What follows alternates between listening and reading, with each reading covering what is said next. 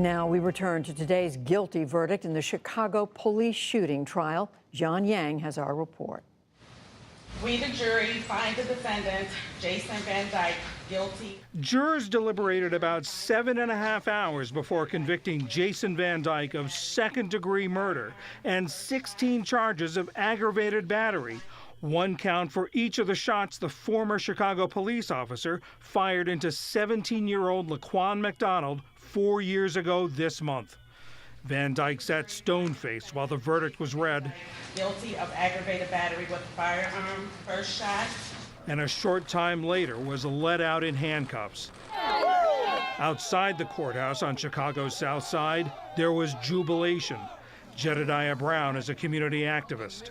This is the best moment as a Chicagoan that I've ever experienced in my life. No doubt. I've never, this is my best experience as a black man, as a Chicagoan, as an Illinoisan, and as a man in the United States of America. We never get justice. Yes. Today we got justice, sir. The case of a black teenager killed at the hands of a white police officer gained national attention and inflamed long simmering tensions between Chicago police and the city's minority residents. Van Dyke's trial marked the first time in more than 3 decades a Chicago officer faced murder charges for a killing while on duty. The prosecution's case centered on graphic dashcam video that showed McDonald seemingly moving away from officers as Van Dyke opened fire just seconds after arriving. Van Dyke testified he acted in self-defense. He waved the knife from his lower right side upwards across his body towards my left shoulder. And when he did that, what did you do, officer? I shot him. Defense attorney Daniel Herbert, a former Chicago cop, called Van Dyke's conviction a sad day for law enforcement. If police officers think that they can never fire against somebody that is acting the way Laquan McDonald did when they're 12 feet away from them, I think that what we are going to have is police officers are going to become security guards. Prosecutor Joseph McMahon praised the outcome. This is a gratifying verdict.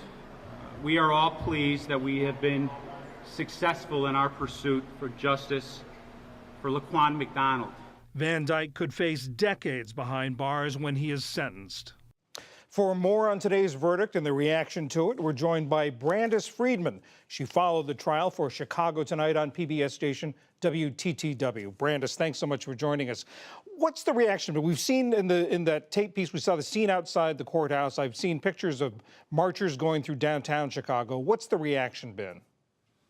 So we've heard from a lot of different community members. Many of them say that they think this is at least some sort of justice for Laquan McDonald. This is a step towards justice. So I think, you know, what we're seeing in the streets, a lot of us are calling them protests. I think these are actually more like demonstrations. I don't think any of them are actually protesting the verdict itself. They are actually celebrating, kind of marching in solidarity in remembrance of Laquan McDonald. Van Dyke was originally charged with first-degree murder. The jury convicted him on second-degree murder. As I understand it, that suggests that they believed, he did believe that his life was endangered, but that belief was unreasonable. I know you've heard some of the jurors talk about their verdict. What did they say their decision turned on? Well, they say a number of things. So one of them was the option to convict on second-degree murder instead of first-degree murder. The jurors say they felt that Jason Van Dyke actually felt that he was in danger, that he and the officers around him faced an imminent risk, and that is what he acted on. So that's why they didn't convict on first-degree murder, second-degree instead. They also say it was Van Dyke's own testimony. They didn't think that he was very credible.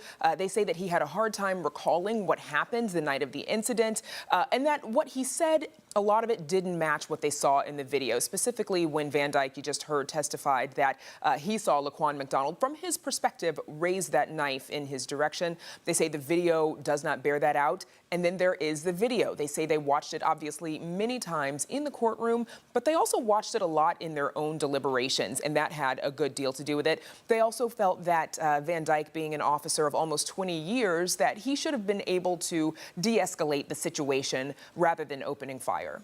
And so much was made in leading up to the trial about the makeup of that jury. What was the racial makeup of the jury?